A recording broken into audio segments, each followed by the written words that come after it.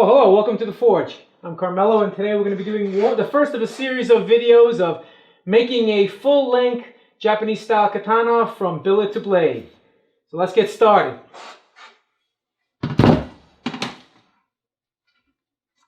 So, the katana that we're going to be making is going to be a Damascus-style blade that's going to be a combination of both cable Damascus, I'm going to be using from some 1 3/4 inch cable.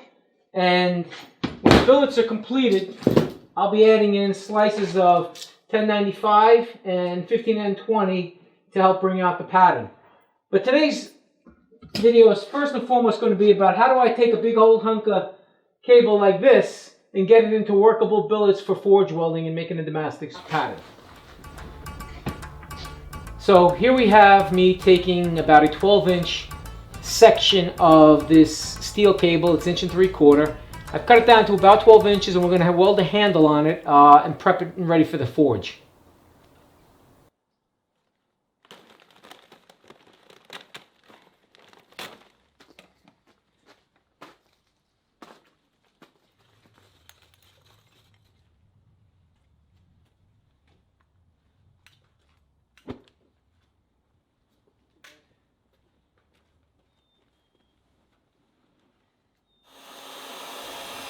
Here we have the coal forge burning, trying to get this up to a proper forge weld temperature.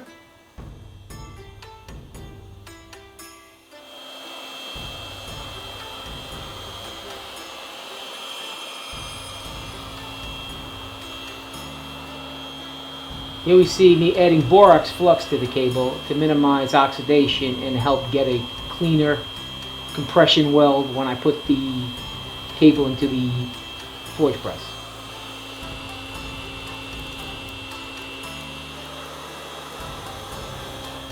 Now I'm going to twist the cable inside a vise with a vice grip and tighten up the steel a little bit to make the pattern a little tighter.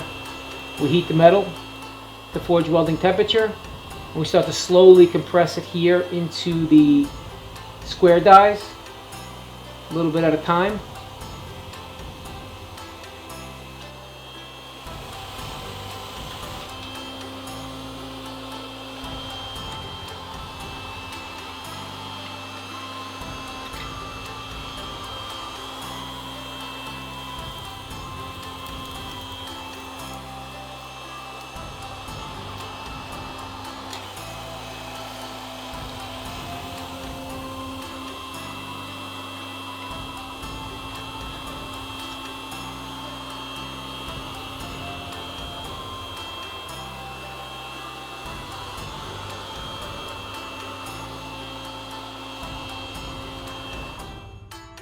Okay, now that I have the billets down to size, I'm going to put them in my gas propane forge.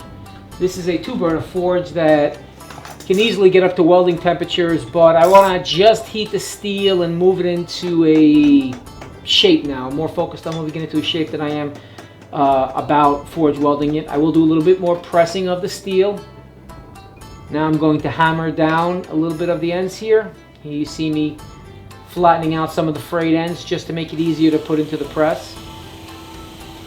Here you see me pressing the steel after it's been heated in the propane forge.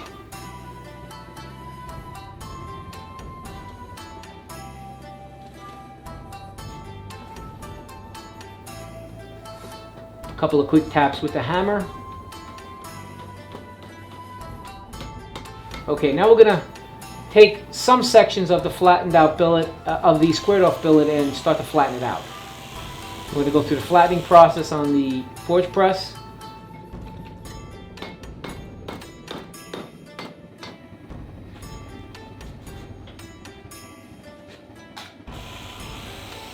This is a 30-ton forge press, so it can make easy work of flattening out.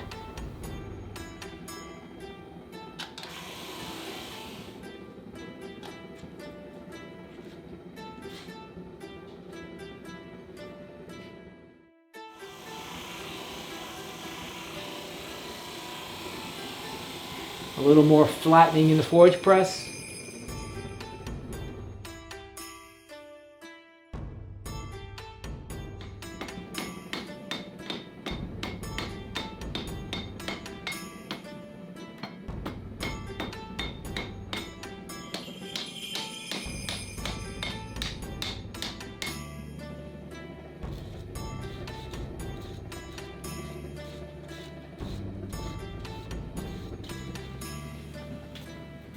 Now I'm off to the grinder.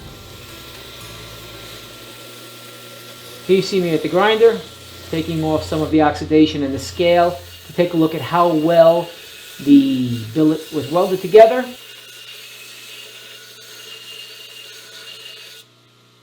Here you see two billets that we forged earlier in the video, and here's one completely covered in scale and oxidation. We have not put this on the grinder yet. And here's one that we threw on the grinder just to get a feel for how well our forge welds actually took. And you can see here on the side the steel is completely homogenized. You can see the same on the end here. Right up there, the steel is well blended in. And this steel here, where you see the sort of snake-like squiggly lines, once I grind this down to a sufficient level, those will be completely gone as well, and the steel will be fully homogenized like it is here. But this just gives you an idea of fully oxidized, some grinding, and then inevitably you get to where the steel is fully homogenized.